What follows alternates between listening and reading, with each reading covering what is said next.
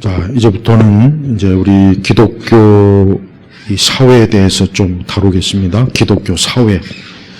사실은 이제 뭐 우리나라뿐만 아니라 이 복음주의 또 이 보수주의 신앙 이쪽 기독교는 사실 좀 약점이 있어요. 뭐냐면 기독교적인 그 사회관에 거의 텅 비어 있어요. 그래서 흔히 얘기해서 기독교 좌파들이 그 공백을 채우는 거예요. 만약에 우리 보수적 복음주의 교회들이 기독교적인 사회, 쉽게 얘기하면 예수님이라면 과연 어떠한 사회를 만들으셨을까? 또 예수님이라면 어떠한 사회체제, 정치체제를 만드셨을까? 이런 것들을 사실은 교회에서 전혀 안 다루죠. 전혀 안 다루다 보니까 이상한 기독교 극우, 또 더 나쁜 건 기독교 극좌, 기독교 좌파, 이쪽 양옆으로 이렇게 가는 거예요. 그런데 이론적으로는 기독교 좌파가 훨씬 더 내용이 많고 섬세하고 훨씬 많은 것들이 있어요. 그래서 그쪽으로 다 갑니다. 거기에 좀 접하다 보면. 기독교 우파는 사실 내용이 없습니다. 그러니까 극으로 가는 거예요. 그러니까 이제 기독교 우파는 굉장히 세련되지 못하고 좀 무식하고 그냥 막가파식으로 싸우고 그죠? 막가파식으로 뭐 애국운동, 태극기 운동 인식이 그렇게 돼요. 왜 그러냐? 내용이 없어서 그런 거예요. 내용이. 그러니까 우리 한국의 이제 그 기독교 역사를 보면은 우리나라 복음주의 보수주의는 쉽게 얘기하면은 물론 뭐 그게 뭐 어쩔 수 없는 요소도 있겠지만은 이 사회와 국가와 세상에 대해서 교회가 어떻게 이해해야 되는가, 기독교는 어떻게 이해해야 되는가, 이 부분에 대해서 거의 안 다룹니다. 그런 설교도 없고 심지어 책도 별로 없어요. 자료도 별로 없고. 그러다 보니까 그냥 막연히 뭐 하나님의 나라 뭐 그렇게 이제 하다 보면은 그럼 기독교 좌파로 자기도 모르는 사이에 가 있어요. 또 왜? 기독교 좌파는 거기에 대해서 많은 것들을 이미 얘기해 놨으니까. 그래서 기독교가 추구하는 사회와 세상이 무엇인가에 대해서 사실은 좀 교회에서 이런 것들을 충분히 해놨더라면 우리나라 이 복음주의 교회들이 이렇게 지금 이 상황에서 이렇게 막 어떻게 할 수도 없고 뭐 어떻게 해야 될지도 뭐 어떻게 이해해야 될지도 모르고 그냥 어버버 하다가 예배도 다 뺏기고 신앙도 다 지금 막 그냥 거의 와해된 상태라고 그냥 덩그러운 이 교회 예배당만 있을 뿐. 그래서 이 부분을 좀 다뤄야 돼요. 그래서 우리 기독교인들도 좀 좋은 쪽의 사회과학 서적을 읽어야 돼요. 좋은 방향의 사회과학 서적. 근데 또 사회과학 서적이 대부분 또 우리나라 출판은 다 그냥 거의 좌파 그 성향의 책들이 거의 뭐 그동안 많이 출판됐죠. 다만 요 2, 3년 사이에 이제 올바른 이제 기독교적인 관점에서 이 사회와 국가, 세상을 어떻게 이해해야 될지에 대한 책들이 그래도 조금씩 나오고 있지만 아직도 미미하고 또 기독교가 이런 부분들을 어떻게 이해해야 될지를 사실은 좀 다루는 그런 충분한 자료가 없는 것은 우리가 좀 안타깝게 여겨야 되겠습니다. 그런 면에서 최근에 그 도서출판 개혁에서 예수는 사회주의자였을까 로버트 W. 리드가 지은 책들이 나왔어요. 이 책은 참 정말 좋은 책이에요. 그러니까 기독교 좌파들이 헛소리를 단 한 방에 그래도 이 물리칠 수 있는 책이 그래도 요런 책들이에요. 요런 책들이 기껏 해봐야 그 외에 몇 개 없어요. 예수님이 사회주의자였을까? 근데 기독교 좌파들은 심지어 예수님은 공산주의자다. 이렇게까지 막 마구제비로 얘기해요. 그러나 예수님은 절대 사회주의, 더더구나 공산주의자는 아니야. 적어도 그거 하나만큼. 뭐 예수님은 어떤 이념에 가둬놓을 필요는 없지만은 적어도 예수님은 사회주의자나 공산주의자나 적어도 좌파는 아니에요. 그러니까 여러분 우리가 기독교 좌파들이 막 뭐라고 떠들면은 그냥 실컷 말하게 놔둔 다음에 기운 다 빼놓고 한마디 하면 돼요. 적어도 예수님은 네가 말하는 그런 좌파나 공산주의, 사회주의자는 아니다. 그냥 이 한마디만 하도 사실 되는데, 이제 거기다 이제 내용을 좀 얘기하면 좋겠죠. 예수님이라면 절대 국가나 사회 기관에다가 복지 정책을 하도록 내버려두지 않습니다.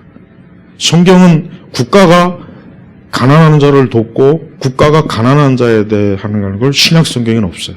물론 구약은 이스라엘의 신정 정치이기 때문에 그 내용은 있지만 그것조차도 뭡니까? 우리가 성경의 대주제, 하나님을 사랑하고 이웃 사랑이죠. 그러니까 예수님은 이 땅에서 넉넉하고 부유한 자가 가난한 자를 돕고 그들에게 힘이 되어주는 것. 이게 예수님이 기뻐하는 거예요. 국가가 과도한 복지 정책을 써가지고 가난한 사람들이 일할 의욕을 깎아버리고 뭐 열암에서 죽을 때까지 유럽의 그 복지 정책, 이건 사실 전혀 기독교적인 게 아니에요. 그러니까 예수님은 인간이 가장 기본적인 일하기 싫거든 먹지 말라. 응? 자, 예수님은 가난한 자에 대해서 구약 성경에 나와있지만 내 이웃을 내 몸과 같이 사랑하는 걸 기뻐하지, 복지부, 어떤 대규모 복지 증세, 복지해가지고 퍼주는 건 그건 기독교적인 게 아니에요. 그거는 인간을 게으르게 만들고 그거는 가난한 자, 부자를 더 격차를 크게 벌리는 정책이에요. 그래서 혹 기독교인들 중에는 복지에 대해서 자기가 가진 생각이 이게 성경적이라고 생각하는 사람이 꽤 많은데 내가 볼 때는 거의 다 빨갱이들이에요. 그냥 사회주의. 진짜 예수님께서 만약에 이 나라의 정치인이었다면 제일 먼저 없애버리는 게 뭐냐? 복지 정책을 없애버릴 거예요. 그러고 나서 뭡니까? 내 이웃을 네가 돌보라는 거예요. 부유한 자가 가난한 자를 위해서 아무 조건 사심 없이 이웃을 위해서 선행을 베풀고 공급을 채워주고, 이게 예수님이 기뻐하는 거예요. 사회주의나 공산주의가 똑같은 거예요. 어떤 분들은 사회주의는 좀 공산주의보다 낫다고 생각하는데 아닙니다. 학자들의 말도 그렇지만 살펴보면 똑같아요. 사회주의나 공산주의나 똑같이 뭡니까? 가진 자 거를 어떻게든 빼앗아 가지고 약자에게 주는 거예요. 근데 그게 홍길동식 그 어떤 마치 꽤나 아주 신나는 마치 사회 변혁, 사회 개혁 같지만 사실은 뭡니까? 그것은 결국은 모든 가난한 자나 부자나 둘 다 죽이는 거예요. 약자에게는 일할 근로 의욕을 없애, 일할 기회를 부여하지 않고 그냥 너희는 가난한 채로 얻어먹고 살아라. 인생을 그렇게 하는 거고, 부유한 자는 계속 뜯기는 거예요. 계속. 그래서 우리 대한민국은 파시즘이에요. 파시즘. 우리는 어떤 뭐 돌멩이를 들고 뭐 옛날 때처럼 죽창을 들고 막 그러가면서 막 너 이거 가진 거 내놔. 그런 식으로 사회와 이 국가를 다루진 않아요. 그 대신 뭡니까? 경찰, 법, 이런 선거, 이걸 교묘하게 어때요? 이 자들이 완전히 조작을 해서 그걸 통해서 합법적으로 이 사회를 어때요? 완전히 기생충처럼 점령하는 게, 이게 지금 우리 한국의 이 586 운동권 정치하는 인간들이 추구하는 방식이란 말이에요. 그래서 선거 조작이나 선거 부정, 이거는 일도 아니에요. 이걸 자꾸 없다고 하는 사람도 난 이해가 안 가요. 그보다 더한 짓도 눈 하나 깜짝 안 하고 할 인간들인데, 그깟 놈의 선거 조작, 선거 부정, 그게 뭐가 어렵다고. 아무것도 아닌 걸 가지고. 오히려 안 하면 더 이상한 거죠. 안 하면, 쟤들이 개가 천선했나? 저기 어느 정도 사람이 되었나? 예수님은 이 세상에 우리 예수님께서 이 땅에 오셔서 정치 사회 구조에 대해서 예수님이 뭐 손대거나 그런 건 없지만, 예수님은 이 땅에 오셔서 하나님 나라에 대한 모형을 보여주셨어요. 뭡니까? 예수님께서 국률과 자비와 사랑으로 약자를 돌봐주는 것. 우리 그리스도인들은 그게 바로 예수님이 추구하는 정치적, 사회적 가장 이상적인 모습이에요.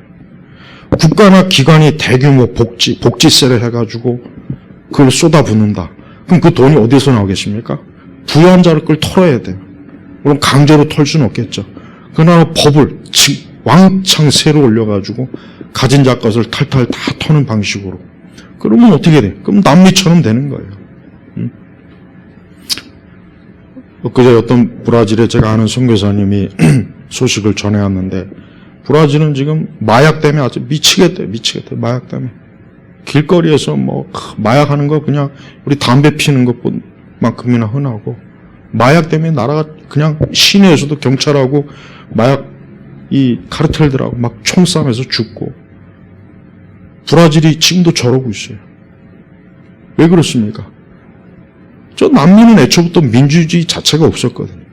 민주주의는 고사하고, 거기는 뭐 로마 카톨릭적인 제국주의가 판을 깔아놓은 곳이기 때문에, 남미는 멕시코든 브라질이든 뭐든 거의 대부분이 다 저렇게 지금 계속 가고 있는 거예요.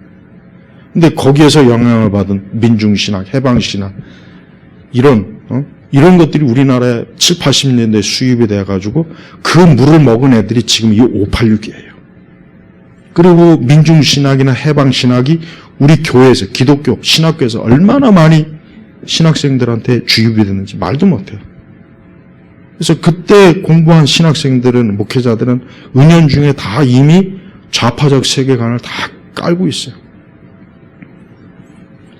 그래서 하나님 나라를, 이 지상의 어떤 정치적 세계, 민중, 어떤 하나님의 천국 백성이 아니라 민중으로 은연중에 이해하게 되고. 그래서 여러분, 난 우리나라 이 교회가 내가 가장 우려하는 것은 이미 우리나라는 사회주의예요. 사회주의. 이미 민주주의는 아니고 이미 사회주의예요. 기업을 운영해, 조그만 거라도 기업을 운영해 본 사람은 다 그렇게 얘기해.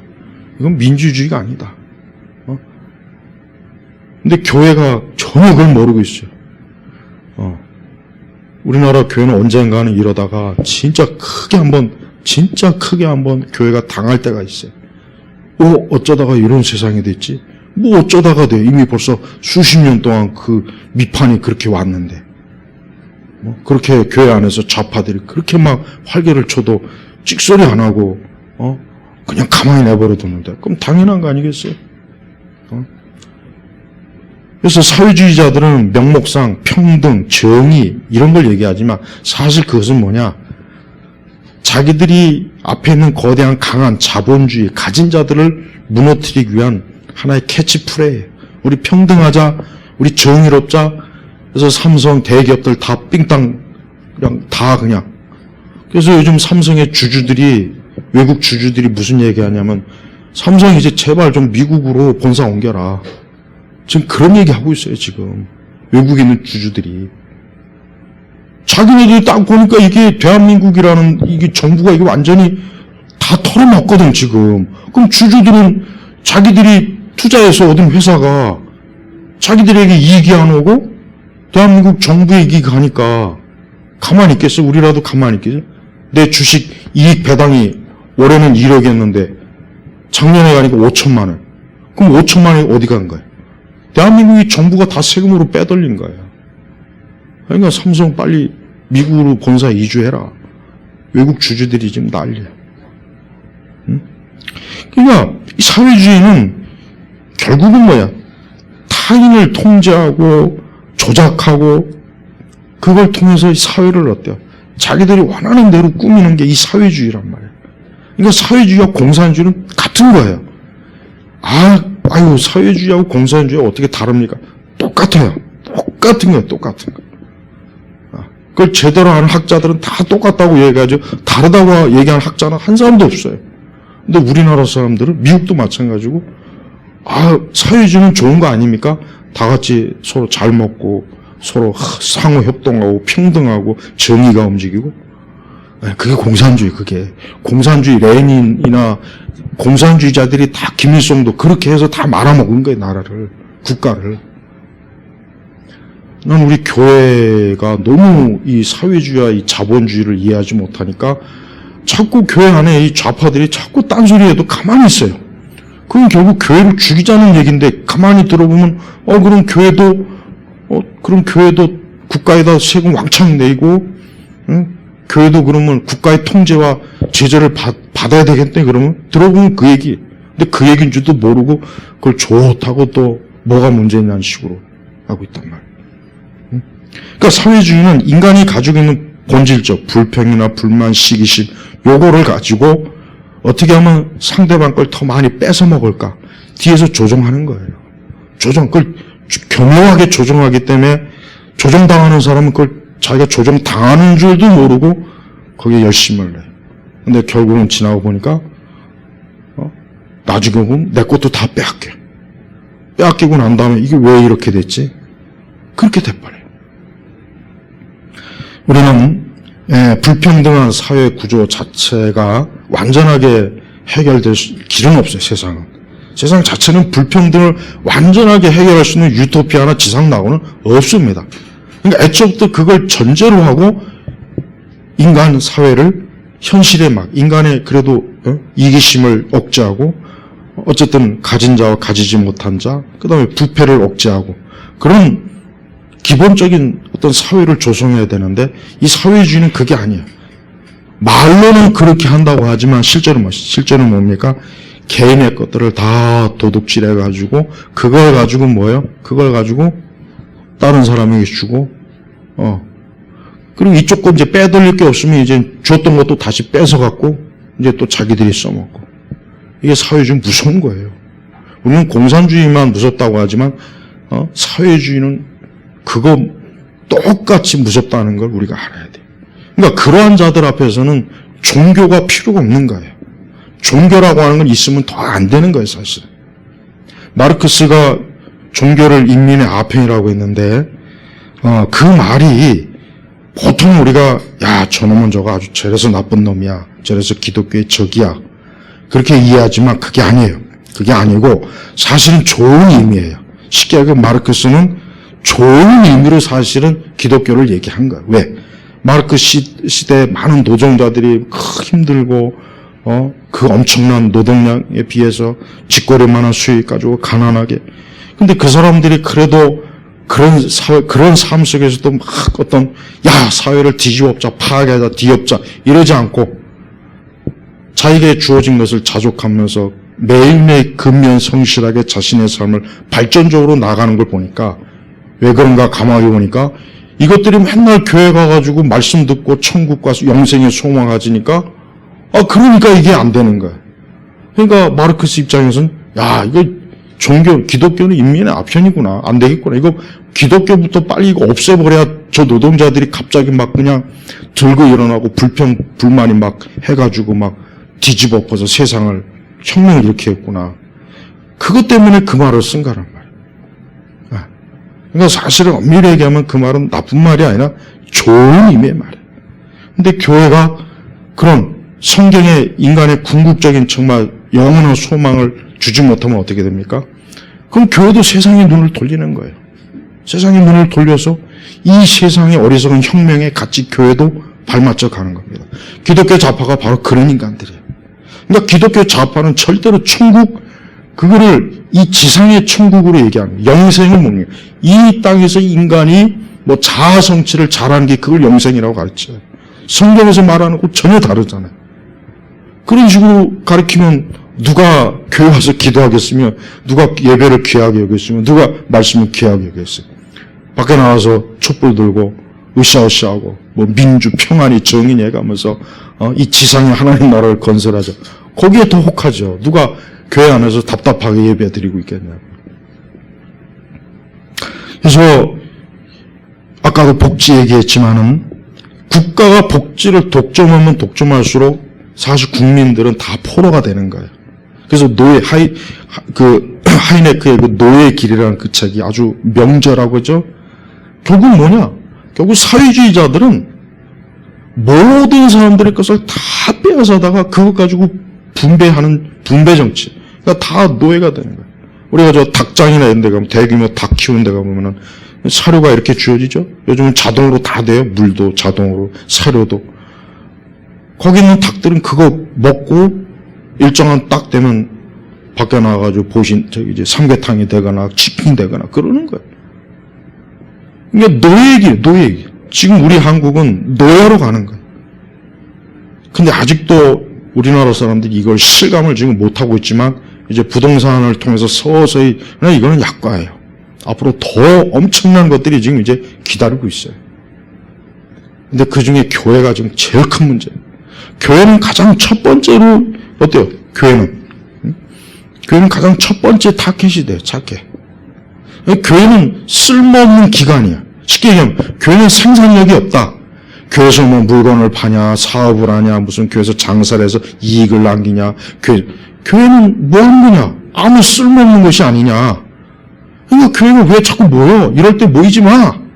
걔네들의 머릿속엔 기본적으로 이게 있는 거예요. 사회주의자들 머릿속엔 생산력이 없으면 그거는 무용지물이다 이거예요.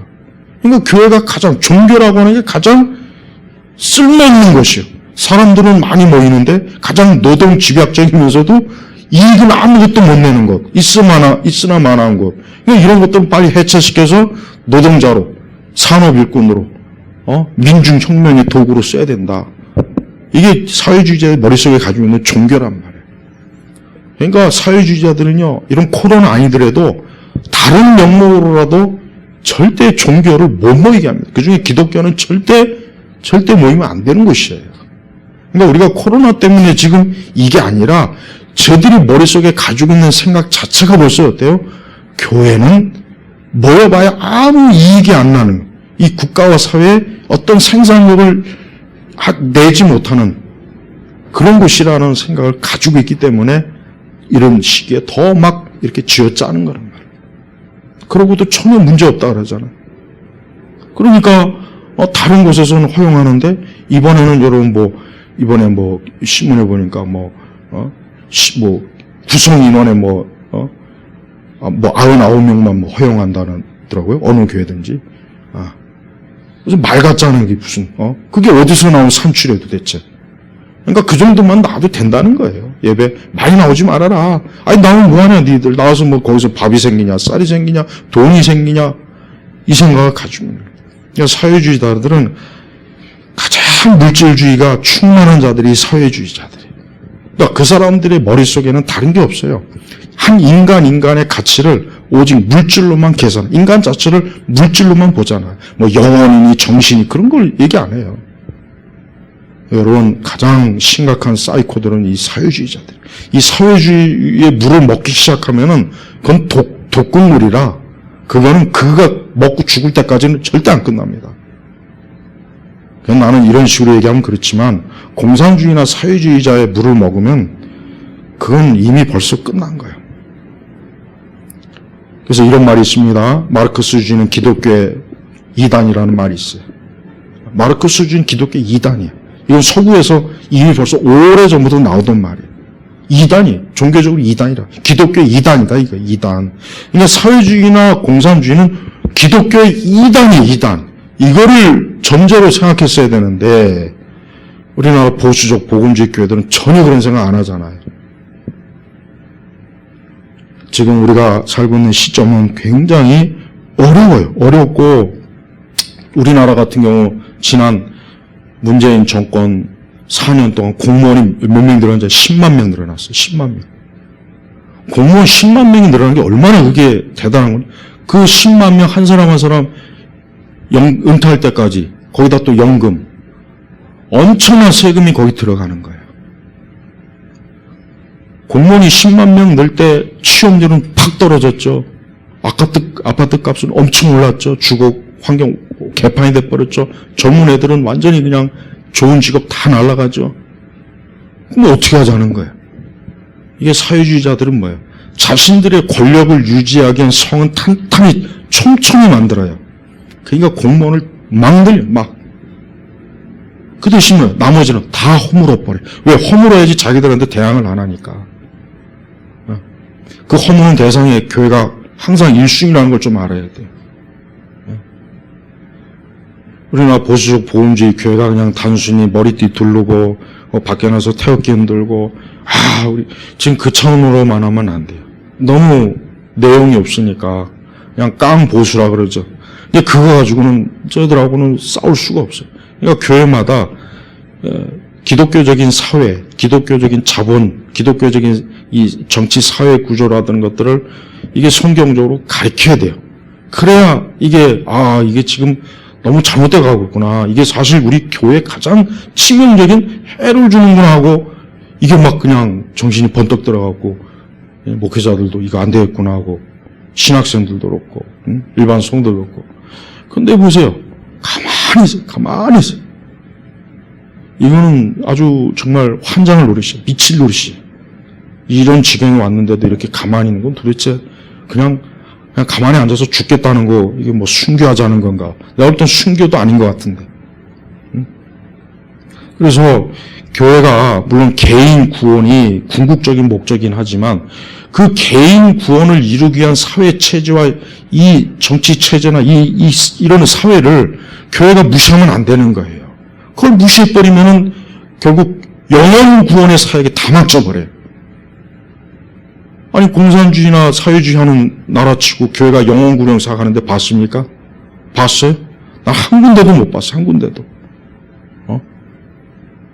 그러니까 우리가 결국 예수님의 지상 명령을 이루기 위한 이 사회 체제를 교회는 지켜야 돼요. 그걸 지키지 못하면 우리는 예수님의 지상 명령을 못해요. 할 수가 없는 거야. 아예 할 수가 없는 그냥 이 밑에가 그냥 확 토대가 무너져 버린단 말이야. 그래서 적어도 예수님은 사회주의자도 아니고 공산주의자도 아니고 적어도 예수님은 적어도. 그래서 우리는 이 교회라고 하는 것이 얼마나 지금 우리나라가 그냥 예배 자유도 사라졌죠. 개인의 존엄성 자유, 언론 파괴됐죠. 법치 파괴됐죠. 국가 재정이 거의 완전 파탄낼 정도로 막 퍼부어주죠. 공무원은 막 그러니까 큰 정부를 지금 큰 정부, 작은 정부, 큰 정부. 거기에 또 엄청나게 세금 또 들어가죠. 계속 들어가죠. 거기는. 거기다가 또 사회 통제가 점점 강해지죠. 요즘은 뭐 아파트 뭐 사고 파는데도 이거 내역서 제출해야 된다며. 아니 내가 내 돈 갖고 집 사는데 뭘 난리야. 앞으로는 이제 자동차 구매도 틀림없이 이런 식으로 가면은 이제 자전거 하나 구매하는데도 그 돈 출처가 어디 있느냐. 그 돈 이 자전거하고 뭐 하려고 하느냐. 뭐 도둑질 하려나 강도질 하려나. 아마 그것까지 물을 것 같아 내가 볼 때. 여러분이 그 하이에크의 노예의 길이라는 책을 한번 시간 내서 꼭 좀 읽어보세요. 좀 어렵긴 하지만 그 책은 정확하게 지금 우리가 가고 있는 현실을 그대로 지금 말하는 거예요. 결론은 뭐냐면 비참해요. 진짜 노예가 되는 거예요.